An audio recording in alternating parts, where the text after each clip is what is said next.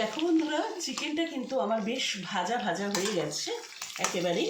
এবারে কিন্তু আমি এখানে মশলা দিয়ে দেব।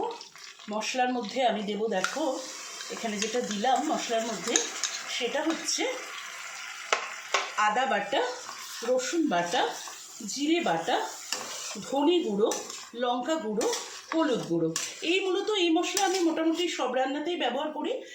রসুন মানে হয়তো যেগুলো নিরামিষ সেগুলোতে দিই না, কিন্তু মোটামুটি আদা বাটা, ধনে গুঁড়ো আর জিরে বাটা এটা আমার মোটামুটি সব রান্নাতেই কিন্তু পড়ে। তো দেখো বন্ধুরা, এই যে এইবারে কিন্তু আমি এই মশলাটা দিয়ে ভালো করে চিকেনটাকে কষতে থাকবো।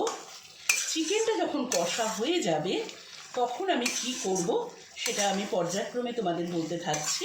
তবে এইখানটাতে কিন্তু, এই রান্নাটাতে কিন্তু আমি একেবারেই জল দিই না। হয়তো চিকেনের প্রকার ভেদে তোমাদের একটু জল দিতে হতে পারে। এটা কিন্তু মূলত কি দিয়ে আমি রেসিপিটা মানে চিকেনটাকে সেদ্ধ করব সেটা তোমাদেরকে বলছি।